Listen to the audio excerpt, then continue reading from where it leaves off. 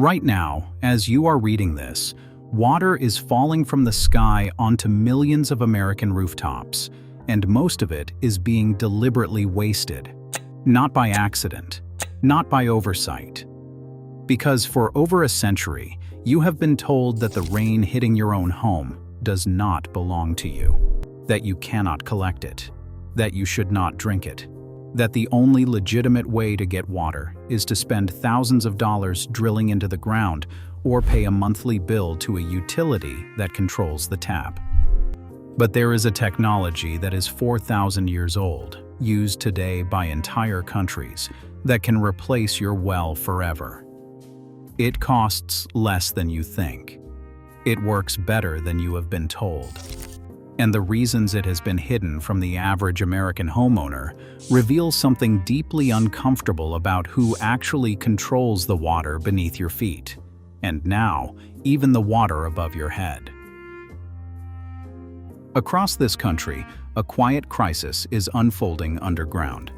45% of monitored wells in America have declined in water level since 1980.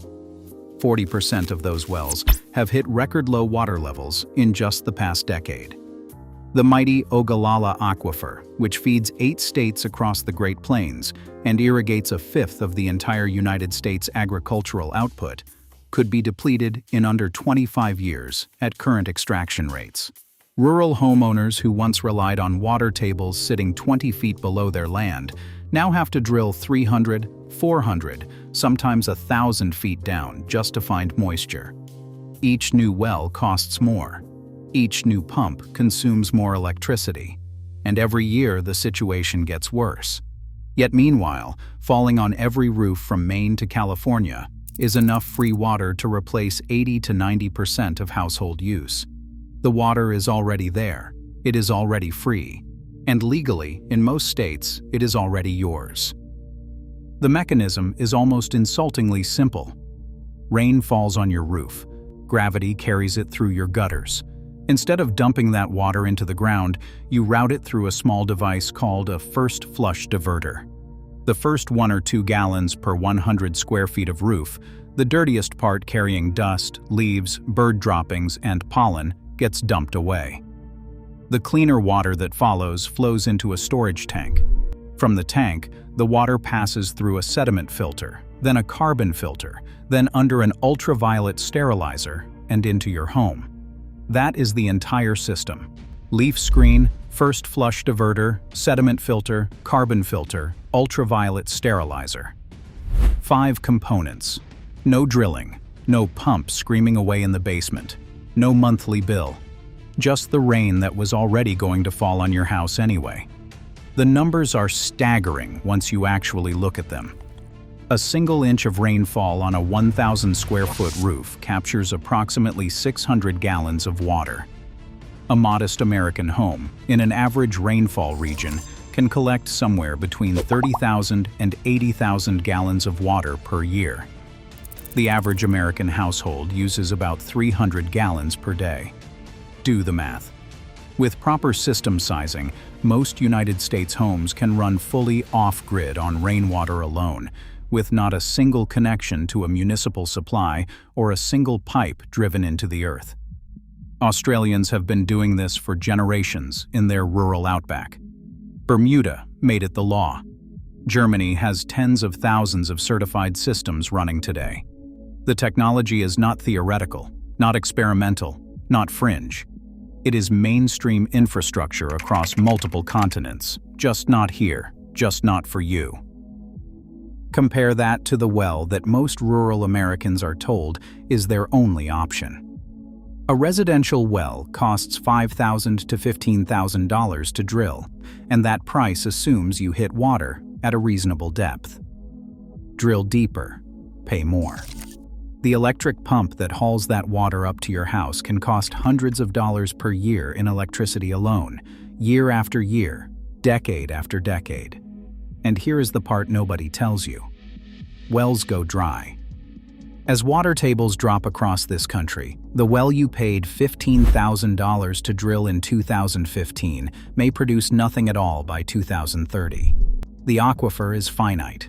The rain on your roof is not. As long as the sky exists, your roof keeps catching water. Forever. And the source water is dramatically cleaner. No PFAS, forever chemicals leaching from agricultural runoff. No nitrates from fertilizer infiltration. No arsenic that occurs naturally in deep groundwater across the American West.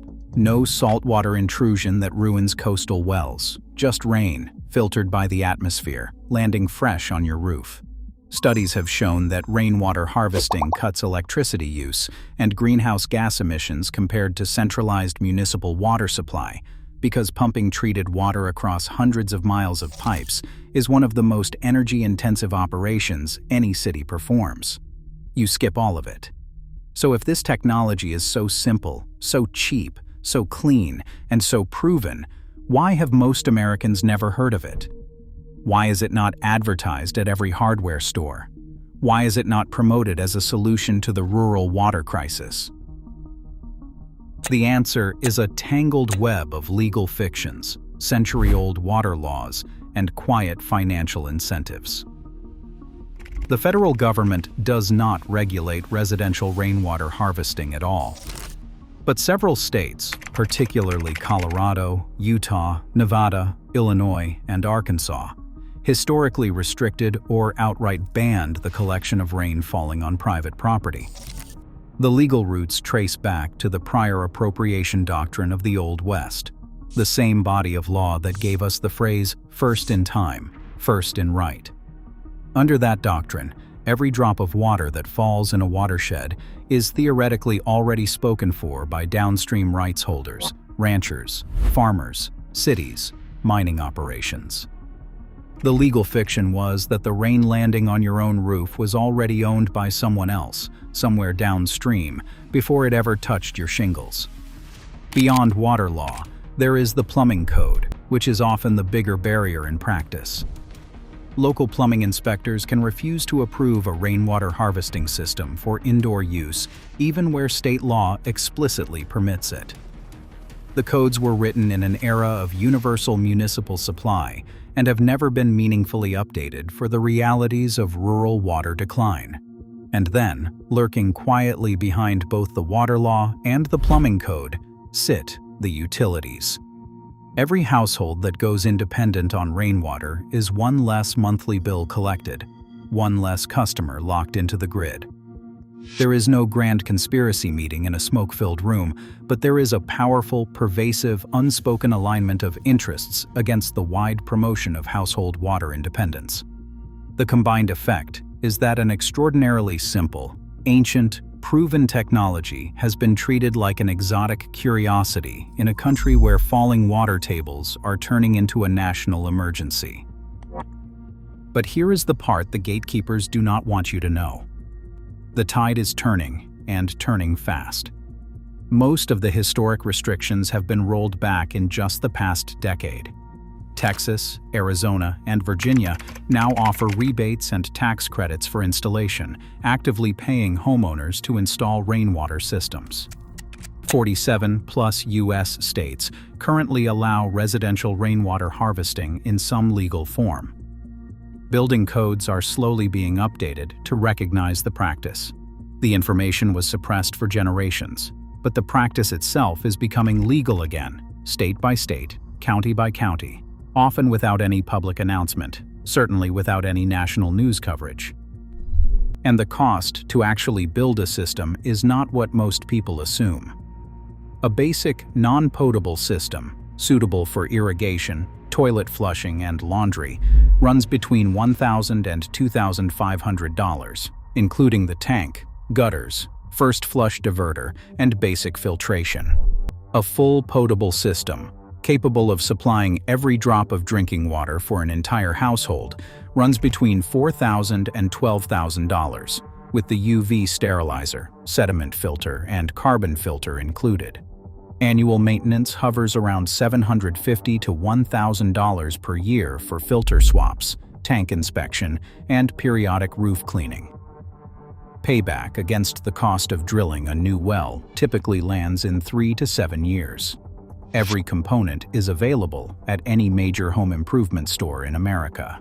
There is no exotic equipment, no mail-order specialty supplier, no permit-only hardware. It is all just sitting on the shelf. The science of making rain drinkable is rock solid.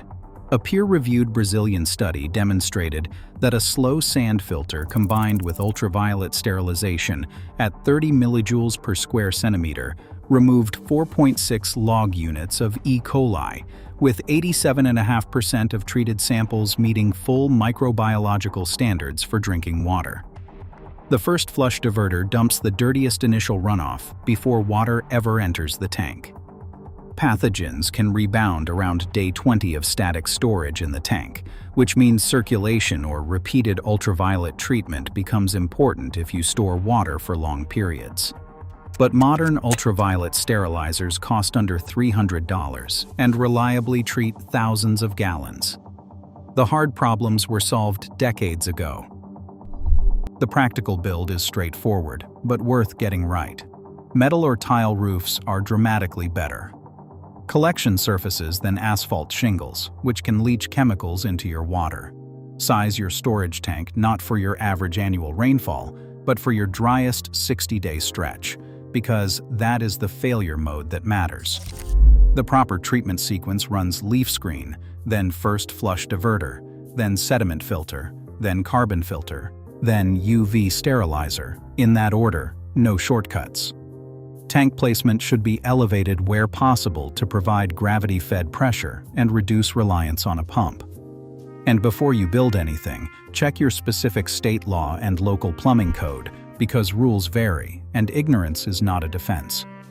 But once you know the rules, the path forward is open in nearly every part of the country. The truth is, none of this is secret. None of it is complicated. None of it is experimental. Rainwater harvesting predates modern plumbing by thousands of years, going back over 4 millennia across multiple ancient civilizations. Australians, Germans, and Bermudans rely on rooftop rainwater every single day of their lives without giving it a second thought. The only thing actually hidden from the American public is how astonishingly easy and how broadly legal this practice already is in 47+ states. Homeowners who install these systems gain water independence, lower bills, freedom from utility rate hikes, immunity from declining water tables, and protection from groundwater contamination. The rain falls on your roof regardless of what any code official, any utility executive, or any downstream water rights holder claims. The only question is whether you build the system to catch it or let it run off into the gutter for one more year, while another 40% of America's wells inch closer to empty.